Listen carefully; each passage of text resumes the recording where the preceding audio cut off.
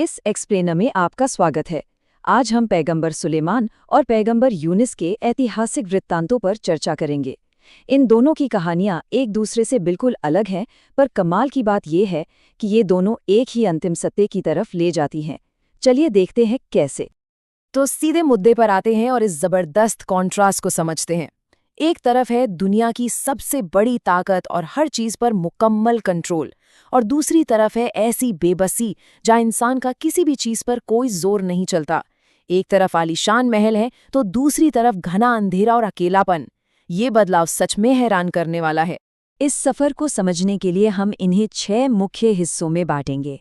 पहले हम सुलेमान की बादशाहत को देखेंगे, फिर मलिका बिल्किस और सबा का जिक्र आएगा, उसके बाद सुलेमान की वफ़ात।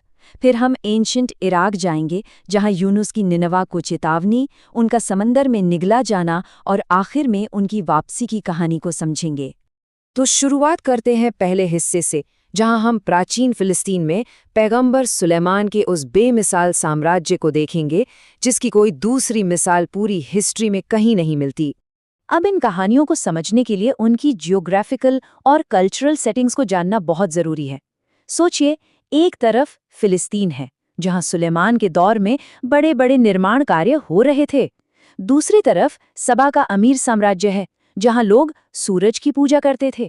और फिर है इराक का निनवा शहर, जो अपने बहुदेवतावाद और बुराइयों में डूबा हुआ था। ये 3 अलग अलग दुनिया हैं जहां से ये कहानियां आकर लेती हैं। स्रोत बताते हैं कि सुलेमान अलैहिस्सलाम के पास ऐसी ताकत थी जो किसी आम इंसान की सोच से भी परे है।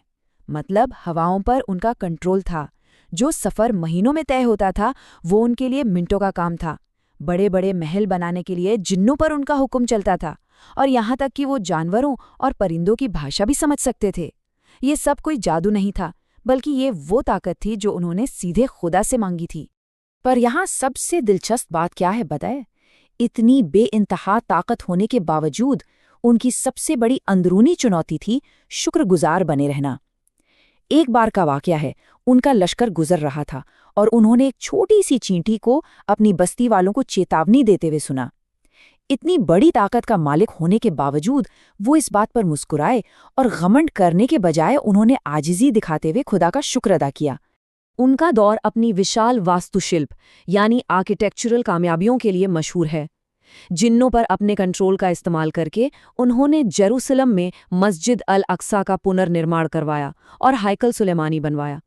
ये सिर्फ इमारतें नहीं थीं, बल्कि उस दौर में इंसाफ और इबादत का एक बहुत बड़ा मरकज़ थी। यहाँ से ये कहानी एक नया मोड़ लेती है। अब उनका सामना होता है सबा के एक बेहद अमीर और सूरज की पूजा करने वाले साम्राज्य और उनकी मालिका बिल्किस से। ये एक बहुत बड़ा डिप्लोमैटिक और स्पिरिचुअल पड़ाव था। ये पूरा वाकया शुरू होता है एक हुदहुद परिंदे की जासूसी रिपोर्ट से। उसने बताया कि एक ऐसी रानी है जो सूरज की पूजा करती है। इस पर सुलेमान ने एक खत भेजकर उन्हें समर्पित होने की दावत दी। मलिका बिल्कीस ने सोचा कि क्यों ना बहुत सारा खजाना भेजकर इनका इम्तिहान लिया जाए, पर सुलेमान को दुनिया की दौलत का कोई लालच नहीं था। उन्होंने तोहफे ठुकरा दिए और ऐसी सेना भेजने की चेतावनी दी जिसका सामना करना नामुमकिन था। अपने साम्राज्य की असली शान दिखाने के लिए उन्होंने कुछ ऐसा किया जो सच में माइंड बेंडिंग था।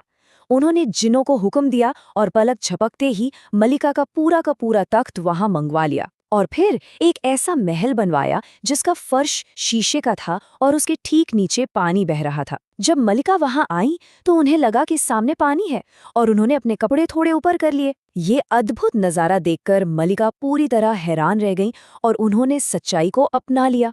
इतनी दुनिया शानो शौकत और बेजोड़ ताकत के बावजूद इस कहानी का जो अंत है वो बेहद विनम्र कर देने वाला है, और ये हमारा तीसरा पड़ाव है। इसमें सबसे अहम बात यह है कि उनकी मौत को उस वक्त के एक बड़े भ्रम को तोड़ने के लिए इस्तेमाल किया गया। उस वक्त लोग मानते थे कि जिन्नों को गैब यानी अनदेखे का ज्ञान होता है।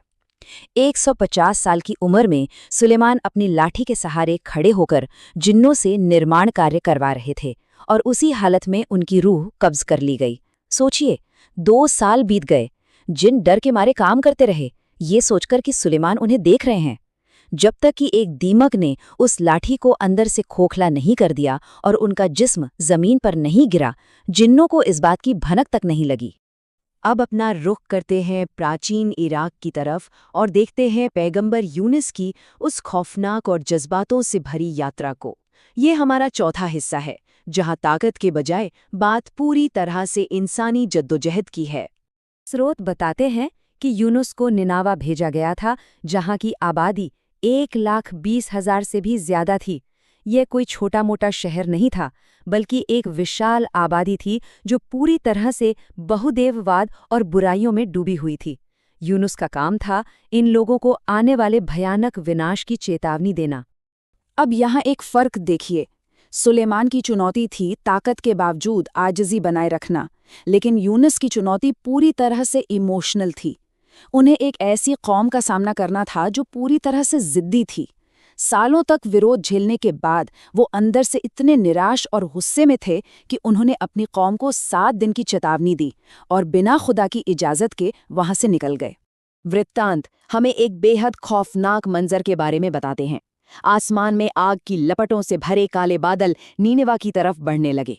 ये नज़ारा इतना डरावना था कि इसने पूरे शहर को बदल कर रख दिया। लोगों ने तबाही को सामने देकर अपने परिवारों को एक तरफ किया, रोते गिड़गड़ाते हुए दिल से माफी मांगी, और उनकी उस सच्ची तौबा ने उस आने वाले अजाब को टाल दिया। पर उधर अपनी कौम की इस तौबा और बचाव से बिल्कुल अनजान यूनुस आगे बढ़ चुके थे, और ये उनकी बिना इजाजत की यात्रा उन्हें अपने जीवन की सबसे कड़ी परीक्षा की तरफ ले गई, समंदर के एक जानलेवा तूफान में। चलिए देखते हैं उस नाव पर क्या हो रहा था जो एक भयानक तूफान में फंसी थी। नाव का वजन कम करने के लिए फैसला हुआ कि किसी को समंदर में फेंकना पड़ेगा। पर्चियां डाली गईं और किस्मत का खेल देखिए, लगातार 3 बार यूनुस का ही नाम निकला। आखिर में उन्हें उन उफनती लहरों के हवाले कर दिया गया जहां एक विशाल वेल मछली ने उन्हें निगल लिया। स्रोत बताते हैं कि वेल के पेट के खुब अंधेरे में और समंदर की गहरियों में 40 दिनों तक फंसे हुए यूनुस ने अपने आप को पूरी तरह से खुदा को सौंप दिया। उन्होंने एक ऐसी दुआ पढ़ी जो हमेशा के लिए एक मिसाल बन गई, ला इलाहा इल्ला अंता सुब्हानका इन्नी कुन्तु मिनज़ ज़ालिमिन। उन्होंने अपनी गलती कबूल की, किसी चमत्कार की मांग नहीं की, सिर्फ आजिज़ी के साथ खुदा की पाकी बयान की। ये था उनका मुकम्मल समर्पण। अब हम इस एक्सप्लेनर के आखिरी पड़ाव पर आते हैं, जो जिंदा बच निकलने, प्रायश्चित, वापसी और खुदा की रहमत के बारे में है। कहानी बताती है कि वेल ने उन्हें एक बंजर किनारे पर उगल दिया।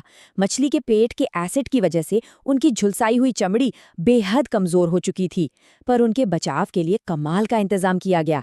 एक चौड़े पत्तों वाली खुशबूदार बेल वहां उग आई जिसने उन्हें धूप से बचाया, और एक बकरी वहां आती थी जो उन्हें रोजाना दूध पिलाती थी ताकि वो दोबारा ठीक हो सकें। जब वो पूरी तरह ठीक होकर वापस निनवा लौटे तो उनके इस जज्बाती सफर का एक हैरात अंगेज अंत सामने आया। उन्होंने देखा कि जो कौम कल तक इतनी जिद्दी थी, अब वो पूरी की पूरी यानी सभी 1,20,000 लोग उनकी गैर हाजिरी में ईमान ला चुके थे। जिस निराशा में वो शहर छोड़कर गए थे, उसी शहर ने उनका खुले दिल से स्वागत किया। अब अगर हम इन दोनों ऐतिहासिक वृत्तांतों को एक साथ रखकर देखें तो हमें इंसानी फितरत और लचीलेपन के बारे में 2 जबरदस्त पैरेलल लेसन्स मिलते हैं। सुलेमान की कहानी बताती है कि सबसे बड़ी ताकत होने के बावजूद इंसाफ और शुक्रगुजारी कितनी जरूरी है, और यूनुस की कहानी सिखाती है कि सबसे गहरी निराशा और अकेलेपन से बाहर आने के लिए धैर्य और सच्ची तौबा का होना लाजमी है। इस एक्सप्लेनर को ख़त्म करने से पहले आइए इस बात पर थोड़ा गौर करें। अगर हवाओं पर राज करने वाले सबसे ताकतवर शासक और समंदर के अंधेरे में कैद एक बेबस इंसान, दोनों को आखिर में खुदा के आगे बिल्कुल एक जैसा ही समर्पण करना पड़ा, तो इससे हमें कंट्रोल के बारे में क्या समझ आता है? क्या हमारा सच्चा कंट्रोल हमारी ताकत में है या हमारे समर्पण में? ये सच में सोचने वाली बात है। आशा है इस सफ़र में आपको कुछ नया जानने को मिला होगा।